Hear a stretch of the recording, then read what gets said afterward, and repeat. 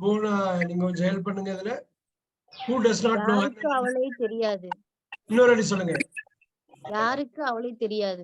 ஆமா, யாருக்கு அவளை தெரியாது? எல்லாருக்கும் தெரிஞ்சவ தானே. எல்லாருக்குமே அவளை தெரியுமா? யாருக்கு அவளை தெரியாது? அதுதான் இது. அருமை அருமை அருமை. Super super super. All right. பாருங்க எப்படின்னு பாருங்க. அடுத்ததெல்லாம் ஒரு சின்ன சின்ன வார்த்தையா இருந்தாலும் கரெக்டா பண்ணும். சதீஷ் நீங்க நம்பர் 9 சொல்லுங்க பாப்போம்.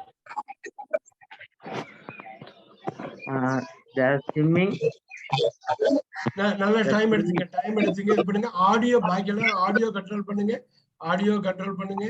ஏன்னா டிஸ்டர்ப் பண்ணிடும். அவர் ரிதம் பிரேக் ஆயிடும், பாத்துக்கணும். Yes, go for Sathish. The swimming pool.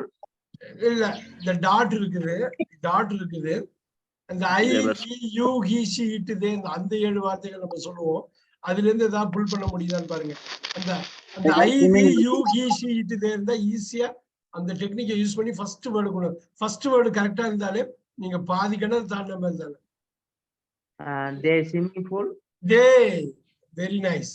அருமை. தே வந்தோடனே என்ன பண்ணுவீங்க?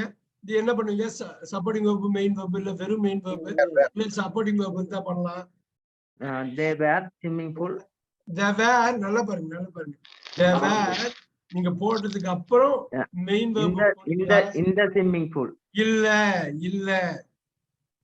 இல்ல இப்ப என்னன்னா இதுதான் முக்கியம். ஆங்கிலத்துக்கே உள்ள ஒரு தனித்துவம்.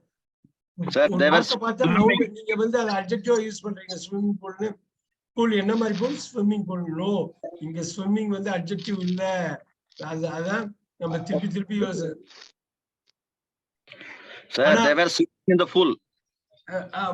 இப்ப பாருங்க, அவர் சொன்னது வந்து சதீஷ் சொன்னது இது வந்து ஈஸியான கொஸ்டின் இல்ல.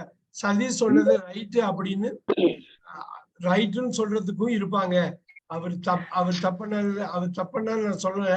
அதை விட ஒரு நல்ல ஆன்சர் இருக்குங்கிறத நான் சொல்ல வந்தது. இப்ப பாக்கலாமா அவர் சொன்னது தப்பா ரைட்டான்னு? ஆக்சுவலா அவர் சொன்னது தேவர் இந்த ஸ்விம்மிங் பூல். தப்பே கிடையாது. நோட் பண்ணிக்கிங்க. இதுதான் ஆங்கிலத்துக்கு உள்ள பெரிய தனித்துவம். இதுக்கும் அர்த்தம் இருக்கு. இது தப்பு கிடையாது. அவர் டிஸ்கரேஜே பண்ண வேணாம். ஏன்னா ரொம்ப சூப்பரான ஒரு ஆன்சர் சொன்னாரு. இது எவ்வளவு கரெக்டா அதுவும் அது அவ்வளவு கரெக்ட். பாத்துக்கலாமா? நம்ம கேட்கலாமா? கௌசல்யா மேம் கேட்கலாமா? இது டெஃபினட்டா இது தப்பு கிடையாது இல்லைங்களா? தேவர் இந்த ஸ்விம்மிங் பூல் அப்படிங்கிறது தப்பு கிடையாது இல்லைங்களா? நிச்சயம் கிடையாது. அந்த வகையில சதீஷ் வந்து கரெக்டா தான் சொல்லியிருக்காரு. ஆனா அதை விட பெட்டரா இருக்குங்கிறது யோசிச்சோம். ஸ்விம்மிங் வேர்பா போட்டா எப்படி இருக்கும்?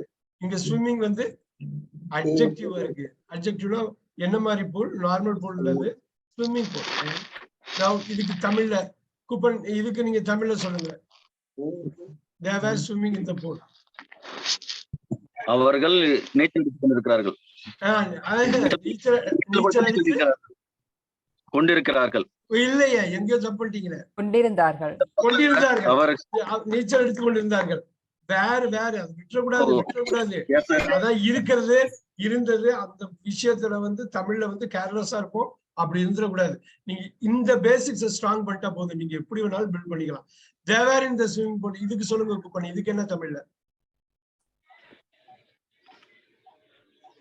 அவங்க குளத்துல நீச்சல் அடித்துக் கொண்டிருந்தார்கள். இங்க பாருங்க, அவங்க நீச்சல் குளத்துல இருந்தார்கள். இன்னொரு அடி சொல்லுங்க. அவங்க நீச்சல் குளத்துல, இங்க அவர்கள் நீச்சல் குளத்துல இருந்தார்கள். அவ்வளவுதான். அவங்க நீச்சல் குளத்துல இருந்தார்கள். இங்க அவங்க குளத்துல நீச்சல் அடித்துக் கொண்டிருந்தார்கள். அவ்வளவுதான்.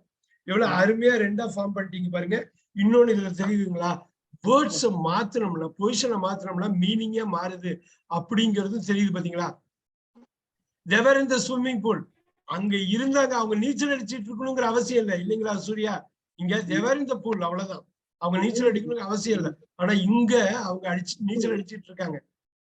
அந்த பூல் வந்து ஸ்விம்மிங் பூலா இருக்கணுங்கிற அவசியம் இல்லை சூர்யா. அது தெரியுதுங்களா?